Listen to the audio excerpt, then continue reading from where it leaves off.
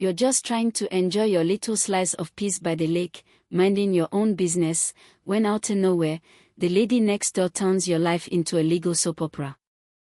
I'm not talking about mild annoyances like barking dogs or trash cans left out. I mean full-blown scheming, forged reports, and a dog worth over $2 million getting ripped out of the water by federal agents. Yeah, that happened. And I was the reason. Let me back up a sec. My name's Tyler, and a few years back, I inherited this old cabin from my grandpa. It wasn't much, a little weathered around the edges, sure, but it had soul, you know. I'd been busting my butt in the city, and I needed to breathe again. So I took a leap, moved in, and just tried to live quiet. Restore the place slowly, maybe freelance on the side, maybe reconnect with the kind of life that didn't run on emails and quarterly reports. That's when I met Cassandra. Cassandra Langley lived 2 doors down, massive modern house, wraparound glass, a private dock that stuck so far out into the lake, it looked like she was trying to claim the water itself. She introduced herself by warning me not to park too rustic near her property line. No, welcome to the neighborhood, no baked goods, just HOA authority and that clip tone people use when they think they're better than you. Still, I wasn't here to make enemies. I stayed polite, smiled when I saw her walking her tiny overbred dog, and kept to myself. But one day, a couple of my best friends Nate and Julia asked if they could come camp on the property for the weekend. They just wanted to chill, stargaze, grill some food. I said sure, why not? It's my land. Apparently, that was a mistake. The very next morning, I woke up to the sound of tires on gravel and stepped outside to find 2 county officers talking to my guest. Someone, and I didn't need Scooby-Doo to figure out who had reported unauthorized camping, open fires, and possible drug use. The officers were cool, checked things out, saw a couple of hammocks and a marshmallow bag, and left with a laugh. But not before one of them said, "She's done this before, man. Watch yourself." And from there, it escalated fast. Suddenly, I'm getting violation letters from the HOA.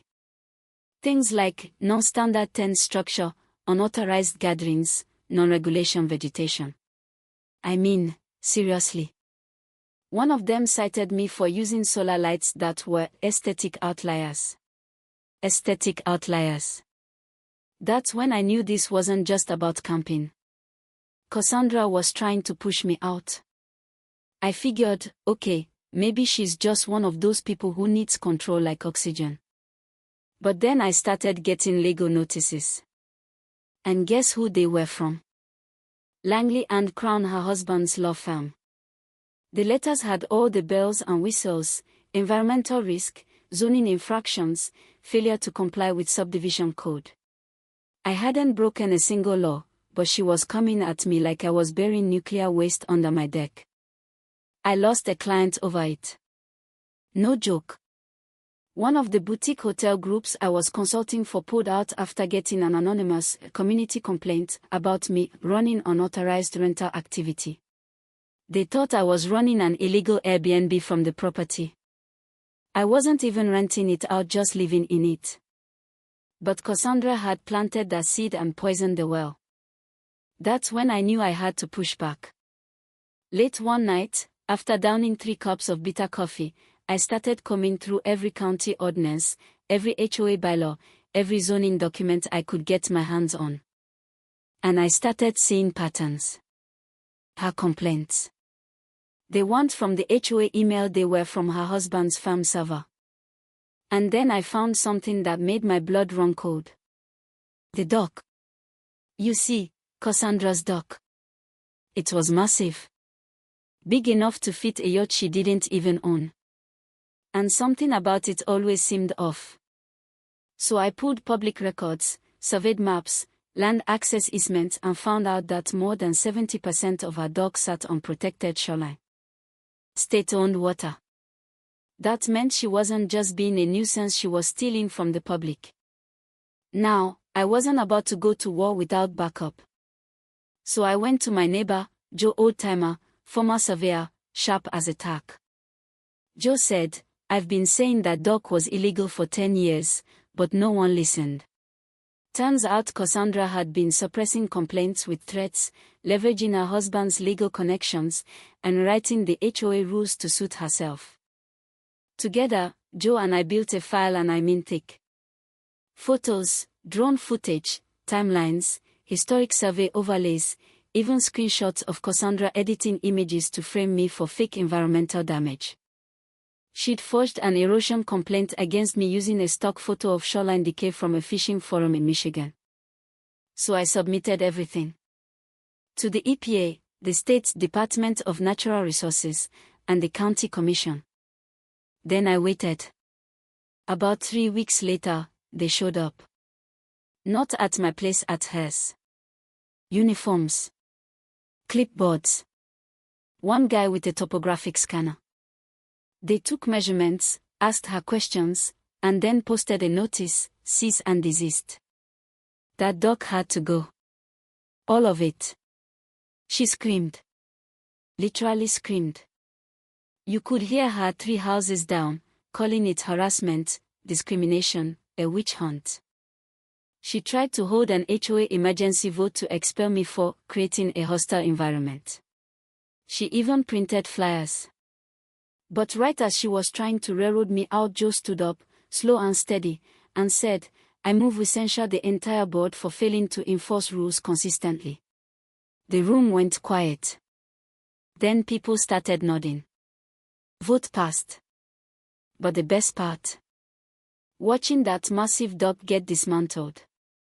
Week by week, section by section, until all that was left was muddy shoreline and her red-faced fury.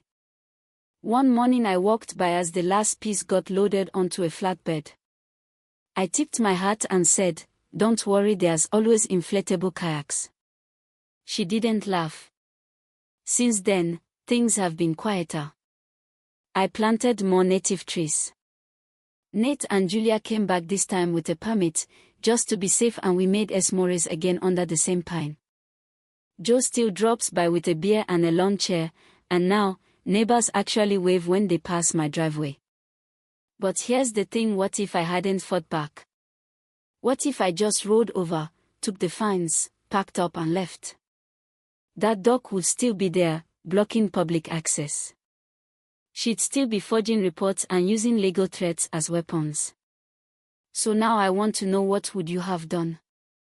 Would you have stood your ground or walked away to keep the peace?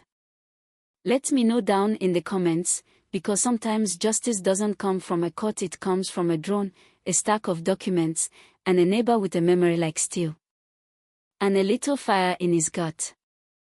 You're just trying to enjoy your little slice of peace by the lake, minding your own business, when out of nowhere, the lady next door turns your life into a legal soap opera. I'm not talking about mild annoyances like barking dogs or trash cans left out. I mean full-blown scheming, forged reports, and a dog worth over $2 million getting ripped out of the water by federal agents. Yeah, that happened. And I was the reason. Let me back up a sec. My name's Tyler, and a few years